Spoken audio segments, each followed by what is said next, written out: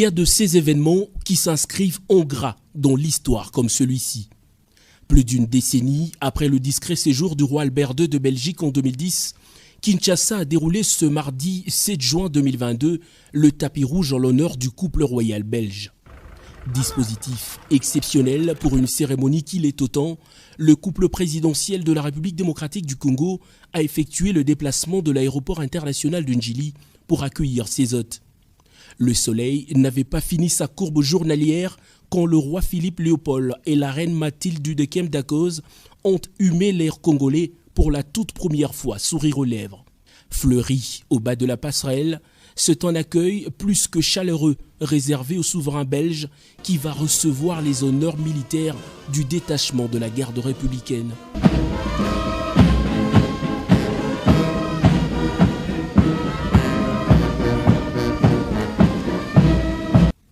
Sur le tapis, le couple présidentiel et leur hôte ont salué les officiels de deux pays rangés le long avant de faire le pas vers le salon présidentiel. Le roi et la reine ont même le temps de savourer le délice de la culture congolaise que leurs parents ont côtoyé à l'époque coloniale. Cette première visite officielle du 7e souverain de Belge à Kinshasa vient raffermir davantage les relations autrefois crispées entre la Belgique et son ancienne colonie et qui va retrouver une seconde vie grâce à la nouvelle vision diplomatique prônée par le chef de l'État, Félix-Antoine Tshisekedi. Au sortir du salon présidentiel de l'aéroport international de Njili, le roi Philippe Léopold croit sur son chemin la chaleur humaine congolaise que le roi Baudouin avait côtoyée il y a plus de 60 ans. Le long du parcours, la communion avec les fils et filles du pays a témoigné de la considération du peuple congolais au roi et à son président. C'est au Pullman Grand Hôtel de Kinshasa que le couple royal a installé son quartier général. Dans son agenda, plusieurs visites et cérémonies symboliques sont prévues dès ce mercredi matin.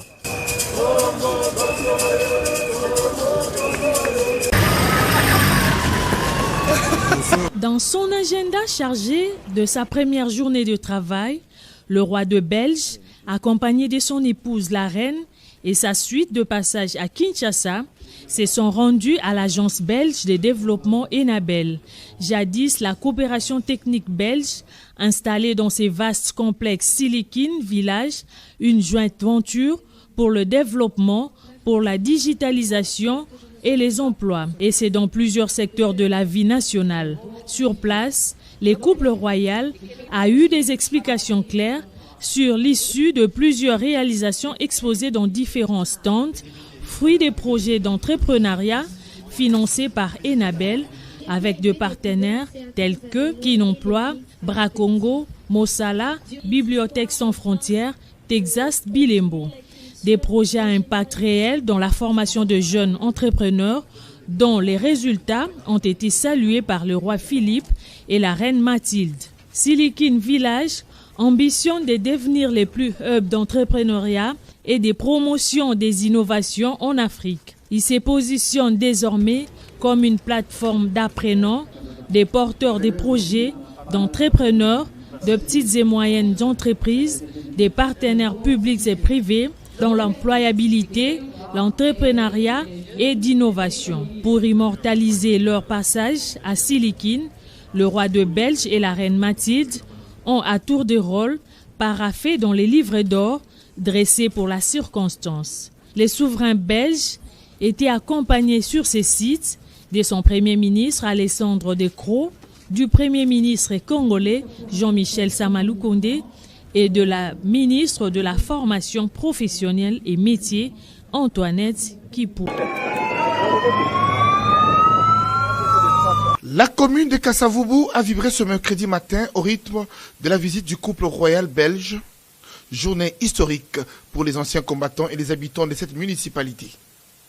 Accompagné du président de la République, Félix-Antoine Tshisekedi Tshilombo, et de la très distinguée première dame, Sa Majesté le roi Philippe s'est rendu au rond-point Force situé au croisement des avenues Gambela et Force publique dans la commune de Kasavubu pour décorer personnellement le caporal Albert Kounyo Kungoma, seul ancien combattant de la Seconde Guerre mondiale, encore vivant en République démocratique du Congo. Dans ce mot des circonstances, le ministre de la Défense nationale et des anciens combattants a plaidé pour la pérennisation et mutualisation des hauts faits d'armes entre la Belgique et la République démocratique du Congo. Le roi Philippe s'est recueilli et déposé une couronne de fleurs au mémorial aux anciens combattants avant de décorer le caporal Kounyoukou. Avec des larmes de joie sur ses joues, habitué à un cercle restreint, l'ancien combattant centenaire a été honoré par la présence du roi des Belges. Arborant son uniforme kaki datant de l'époque coloniale, orné de 4 médailles, des bottes noires bien cirées et un béret. Cher caporal, vous êtes maintenant le dernier témoin vivant de ces moments mémorables de la Seconde Guerre mondiale. Vous incarnez le lien invisible qui, toutes et tous, nous relie à vos camarades de corps. Nous ne les oublions pas et l'hommage qui vous est rendu aujourd'hui est aussi en leur honneur. Dès lors, il plaît à Sa Majesté le roi Philippe, en reconnaissance des services rendus, de conférer la décoration de commandeur dans l'ordre de la couronne au caporal Albert Kounyoukou, de nationalité congolaise, militaire de la force publique. Après la lecture de mérite, s'en est suivi la décoration du caporal Albert Kounyoukou Ngoma. Sa Majesté, le souverain des Belges, a eu quelques minutes d'échange avec le caporal Kounyoukou. Il est né le 20 mai 1922.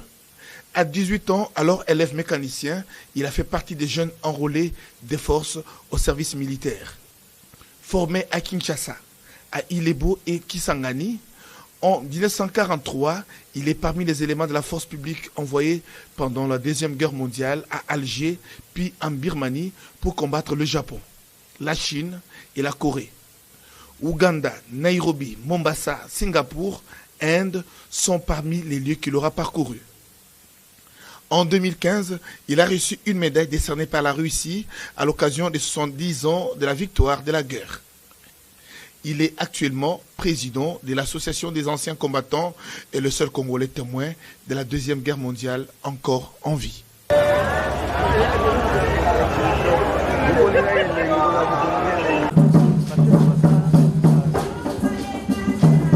C'est une cérémonie hautement symbolique qui rétablit la République démocratique du Congo dans ses droits. Bien avant le rapatriement des œuvres d'art congolaises gardées longtemps au musée africain de Tervuren, le roi Philippe a remis symboliquement une des œuvres d'art, le masque Kakungu, œuvre d'art des Basuku.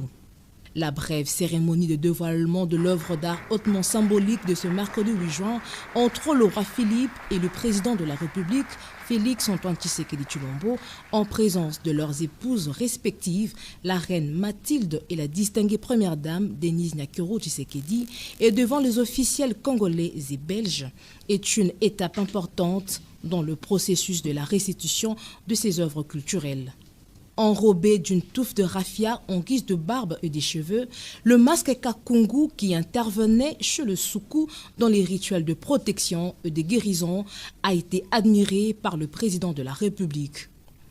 À en croire Sa Majesté le roi Philippe, cet exemplaire d'œuvre d'art est remis à l'occasion de leur visite au Musée national de la République démocratique du Congo pour permettre au peuple congolais de le découvrir et de l'admirer.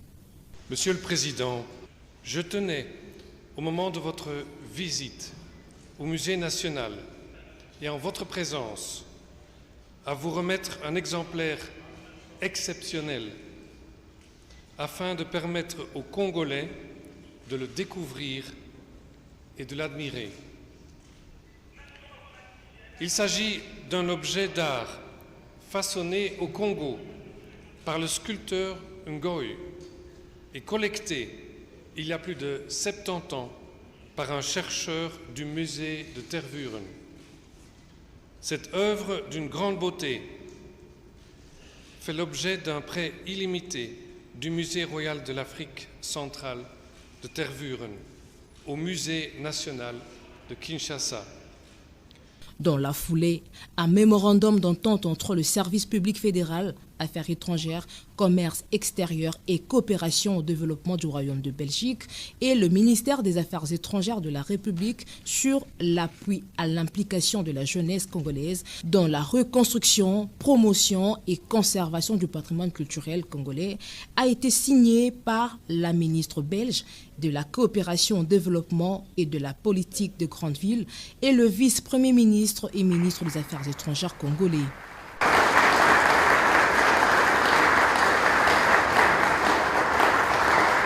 L'étape du musée a été sanctionnée par une visite du couple royal et du couple présidentiel, une visite guidée par le directeur général du Musée national de la République démocratique du Congo.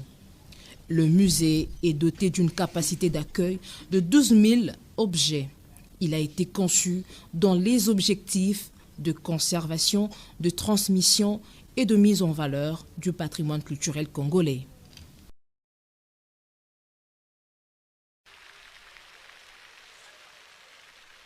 L'événement de ce mercredi au Palais de la Nation est d'une grande portée symbolique. C'est sur le coup de 11 h que le couple royal belge fait son entrée dans ce bâtiment qui a servi à l'époque comme la toute première résidence officielle du gouverneur général de la colonie belge, représentant du roi dans sa colonie du Congo. S'en suivra un tête-à-tête à huis clos entre les deux personnalités.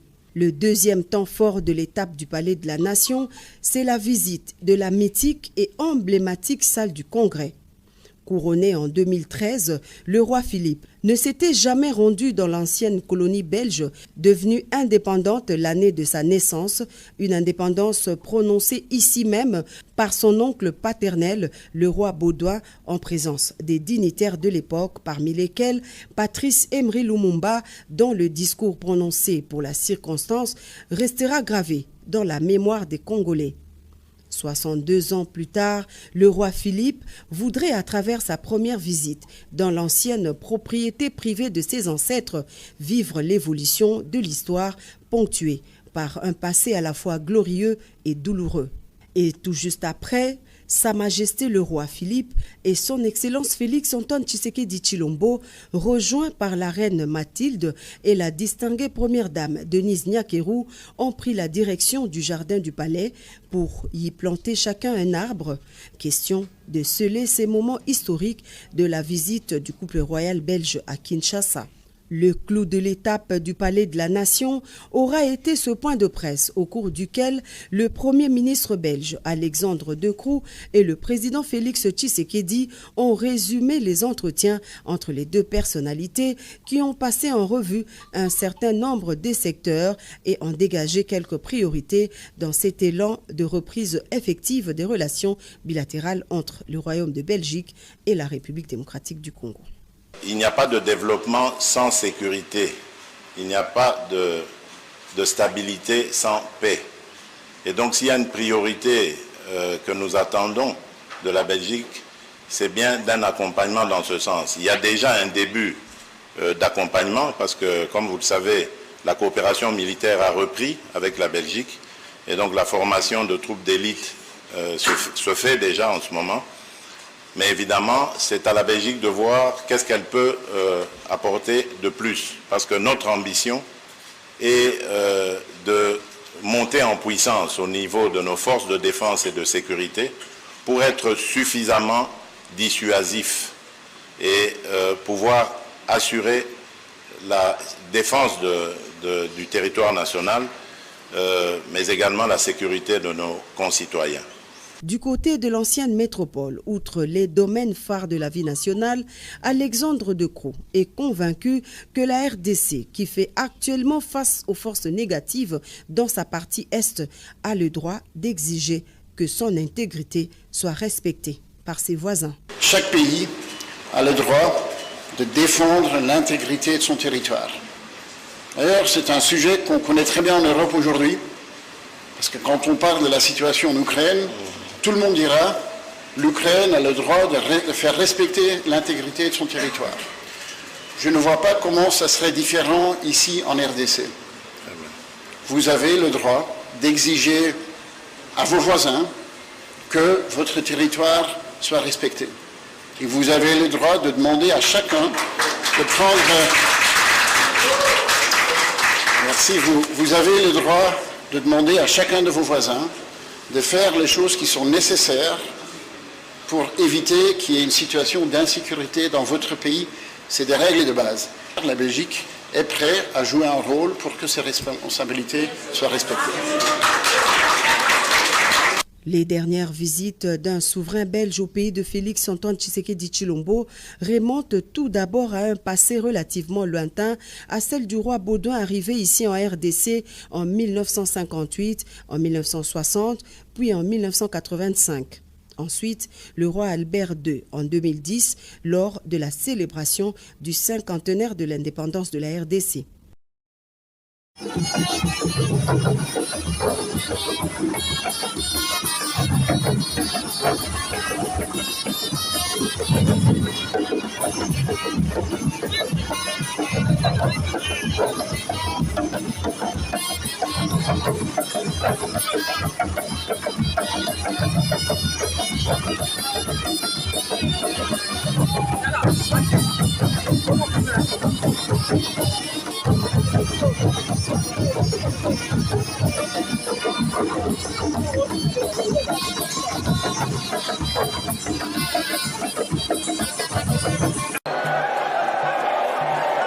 Si une image vaut réellement 1000 mots, celle-ci en vaut tout un livre. De l'histoire post-coloniale de la RDC, jamais un roi de Belge n'a autant été si proche de la foule à Kinshasa. Le roi Philippe et le président Tshisekedi ont ce mercredi 8 juin 2022 réussi un pari longtemps espéré, celui de repeindre d'une couche de réconciliation teintée d'espoir le passé douloureux de la période coloniale. Tout débute pourtant de manière classique avec l'arrivée du couple présidentiel à l'esplanade du Palais du Peuple, investi par les forces vives du pays quelques minutes seulement avant que le couple royal ne se pointe à son tour. Devant les députés et sénateurs, membres du gouvernement belge et congolais, le président de la République démocratique du Congo, Félix-Antoine Tshisekedi, est le premier à se prononcer sur la tribune. Le chef de l'État a, outre le moment de silence sollicité en mémoire de victimes de forces négatives opérant dans l'Est, circonscrit le cadre de relations actuelles avec la Belgique. La République démocratique du Congo et la Belgique ont depuis plusieurs années fait du renforcement des relations privilégiées et historiques les liant un objectif commun. En effet, de nombreux efforts ont été fournis de part et d'autre avec pour point d'orgue la manifestation réciproque des signes tendant à la mise en œuvre d'une politique commune d'ouverture et de réchauffement des relations bilatérales prônées par nos États. Dans la suite de propos du président, le roi Philippe, qui d'un simple bonjour en lingala a retenu l'attention du public, trouve les mots justes pour exprimer son regret pour les blessures du passé. Une première pour un roi de Belge. Bien que de nombreux Belges se soient investis sincèrement, aimant profondément le Congo et ses habitants, le régime colonial comme tel était basé sur l'exploitation et la domination. Ce régime était celui d'une relation inégale, en soi injustifiable, marquée par le paternalisme, les discriminations et le racisme. Il a donné lieu à des exactions et des humiliations.